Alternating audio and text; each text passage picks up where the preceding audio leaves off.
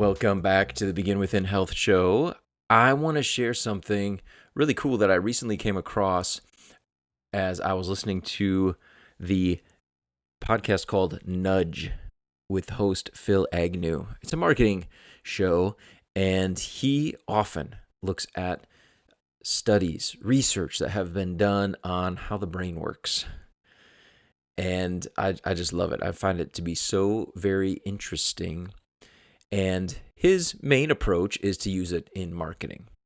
And that's something that I want to continue to grow and learn in that area. And so I listen to that podcast just the same way that you're here listening to this one, because you want to improve your health and your fitness. Well, he shared a study recently in an episode that I thought, wow, that is perfect. That's perfect for our show. It's perfect for our community.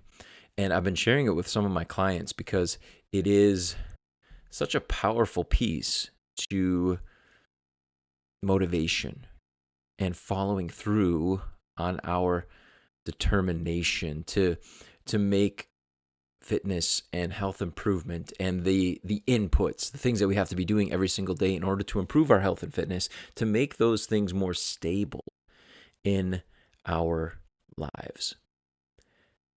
And I have a link in the show notes for you that will take you to the study that he cited. Basically, here's what researchers did is they got together a group of children, actually two groups of children, ages 5 to 7, and they told them about an imaginary person, just a hypothetical person.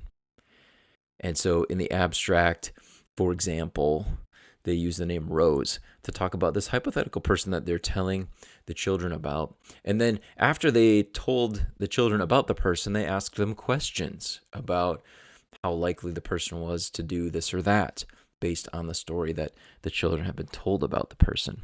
And so what is focused on in the study is when they told the children the person did something, they told it two different ways. In one case, they just use a verb to tell the children what the person did often. So for example, Rose eats a lot of carrots. Rose eats, right? The person and then the verb put together in order to explain to the children what this person does a lot of the time. So that was one case. Rose eats a lot of carrots. Now, in another case, instead of using the verb to explain what they were doing, they turned it into a noun as if to classify the person as the type of person that would be doing that thing often. And so the example, if you're following me, is Rose is a carrot eater. So in the one case, we have Rose eats a lot of carrots. In the other case, we have Rose is a carrot eater. Now, they start asking questions to the children to see how their brains are working. Now, which one of those two examples do you think the children were more likely to say that Rose would have a stable habit of eating carrots? Like, if it became difficult for her to do it, she'd still find a way to do it.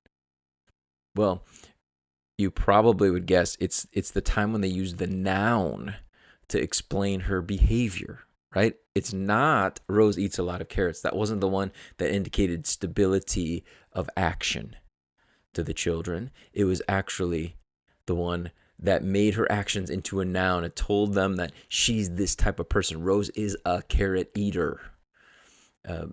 When they rated that version of Rose, or the group that was told that version of the story rated her, they rated her much more likely to be very stable in taking that action. So like if her family or friends that she was with didn't like carrots, do you think she would still find a way to eat carrots? In that case, yes, Rose is a carrot eater. She's going to eat carrots. She's going to find a way to do it. That's part of her identity. Well, what's the lesson for us? Well, we want to improve our health. We want to improve our fitness. And what oftentimes I hear from people, even when I give them a compliment, about an action that they've been taking. You've been eating great. I love how consistent you've been with your workouts. Oftentimes they'll say, thanks, I'm really trying. I'm really trying to work out. I'm really trying to eat healthy. Now, explaining their behavior in that way makes it sound like it's not very likely to continue to happen, right? It's not very likely to be a stable part of their life.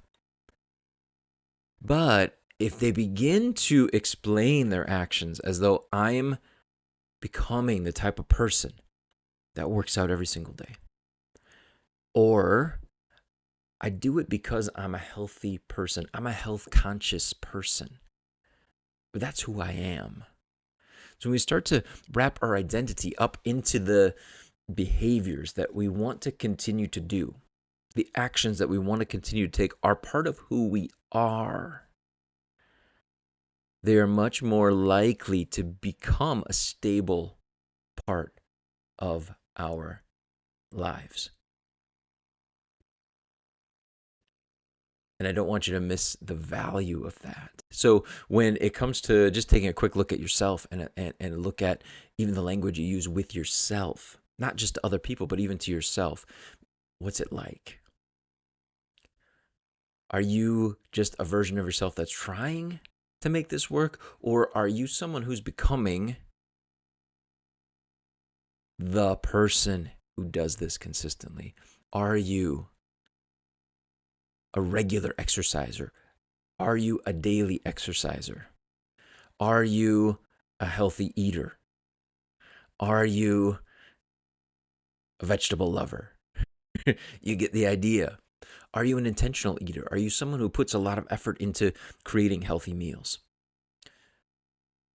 When we start to get our identity changed and we start to wrap it up into being a healthy person, we are going to continue to put effort into it. We're going to continue to work at it. And as we do, we're going to get the results, perhaps the results that we initially came to fitness and health improvement and to this podcast for in the first place, right? I want to lose weight. I want to change this. I want to change that. I want to fit into this clothing or that, right?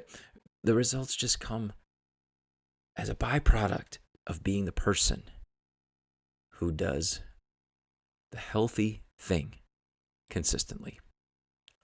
I hope you enjoyed the podcast. There's more resources in the show notes for you, as well as the link to that research that I referenced. And if I can support you in any way, find me on social media, Nate Slager, and let's talk. I'll be back soon here with another episode on the Begin Within Health Show.